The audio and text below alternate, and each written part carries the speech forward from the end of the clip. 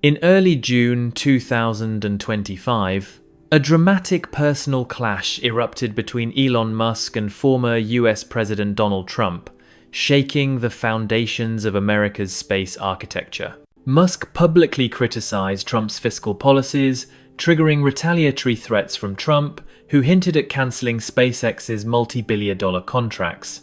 In response, a visibly agitated Musk briefly tweeted that SpaceX would decommission its Dragon spacecraft, the only US vehicle capable of ferrying astronauts to the International Space Station only, to retract the threat hours later. This virtual gunfight exposed a critical vulnerability. NASA and the Pentagon had become heavily dependent on a single private actor for crewed missions, satellite launches, and military infrastructure.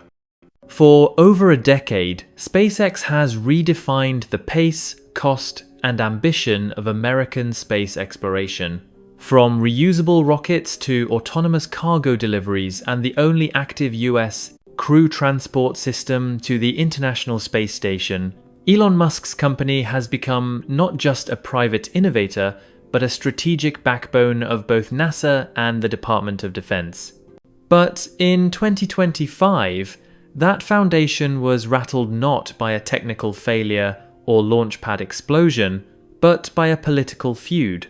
When Elon Musk publicly clashed with Donald Trump in a series of high-profile interviews and online posts, the resulting fallout sent shockwaves through Washington. Within days, officials from NASA and the Pentagon began quietly activating contingency plans, diversifying their launch providers, reassessing reliance on SpaceX, and even allocating fresh funding toward less proven, slower-moving competitors. The Musk-Trump dispute was not just a clash of egos.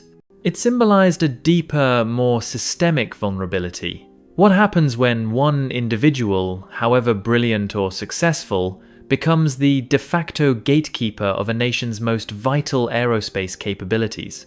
The dispute began over policy. Musk criticized Trump's return to protectionist tariffs and what he called retrograde industrial favoritism. Trump fired back, accusing Musk of manipulating federal contracts and hinting at a congressional investigation into Starlink's military ties.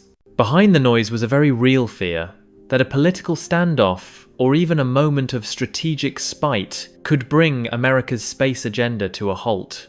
NASA has become especially dependent on SpaceX. The Crew Dragon is currently the only operational American spacecraft ferrying astronauts to the ISS.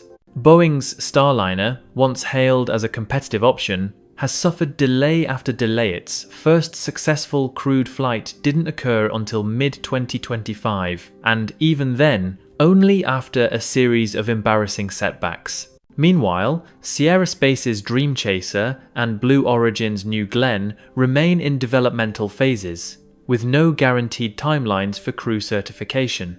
Rocket Lab and Stoke Space, though promising, are focused on smaller payloads and remain years away from scaling to support full NASA crew missions. The Pentagon's ties to SpaceX run even deeper.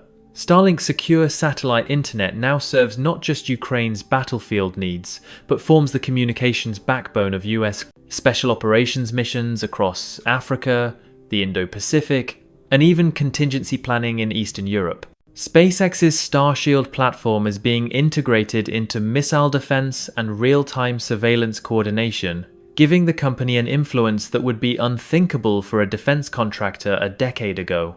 Falcon 9 and Falcon Heavy launches regularly carry sensitive payloads into low Earth orbit, many of which are classified under National Reconnaissance Office contracts.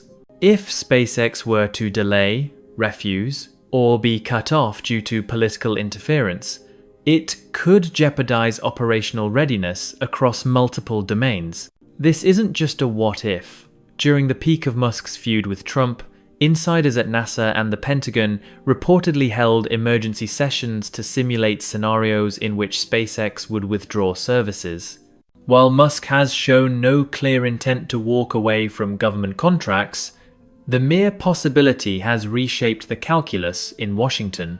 Within weeks, both agencies began re-engaging with alternate providersome for the first time in years.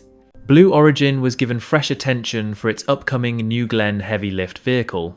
Boeing, despite its Starliner missteps, was quietly assured of continued funding.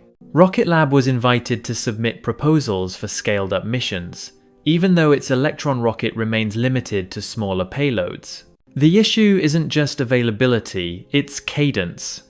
SpaceX launches more rockets in a single quarter than most companies manage in 5 years. In 2024 alone, it completed over 90 orbital launches, most of them successful, many reusing the same boosters. That rhythm has no parallel. Blue Origin has yet to launch a single orbital mission with New Glenn. Boeing is still struggling with Starliner's cost overruns and performance doubts.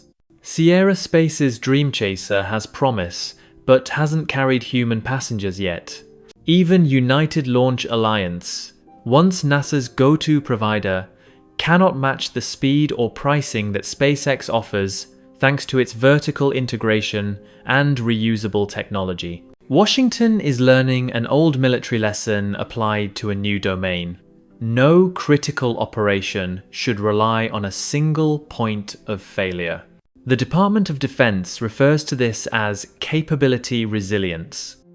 In the post-Apollo era, the US always maintained parallel systems, whether it was the shuttle program alongside Soyuz partnerships, or the Atlas and Delta launch families running in tandem. But in the 2020s, driven by cost-cutting and an excitement over Musk's meteoric progress, too many eggs were placed in the same falcon-shaped basket.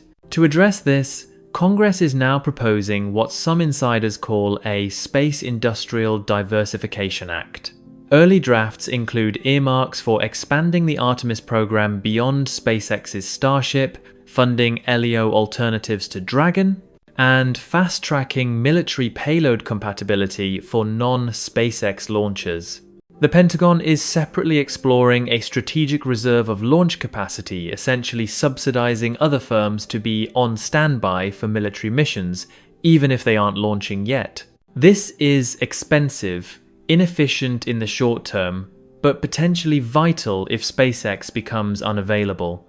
Ironically, this crisis could do for the rest of the space industry what the fall of the Space Shuttle program did for SpaceX itself: force a reckoning, open funding gates, and give competitors a much-needed chance to mature. Companies like Aerospace and Blue Origin now find themselves with sudden relevance. Rocket Lab, with its impressive track record on small payloads, could pivot faster than expected. Boeing, long maligned for its bloated contracts, now has a window to reclaim lost credibility. But make no mistake, catching up to SpaceX's operational tempo is not a one-year project. It could take most of the decade. What this entire episode reveals is that the future of space is no longer a matter of engineering alone. It's tied to politics, personalities, and the fragility of modern supply chains. SpaceX, for all its innovation, is still a private company with a volatile CEO whose political views increasingly shape how and for whom his rockets fly. NASA and the Pentagon are learning that the hard way. The age of single vendor dependency is over. The new space race won't be just about who gets to the moon, or Mars, it'll be about how many trusted providers can get us there, and what happens when one of them becomes too powerful to fail.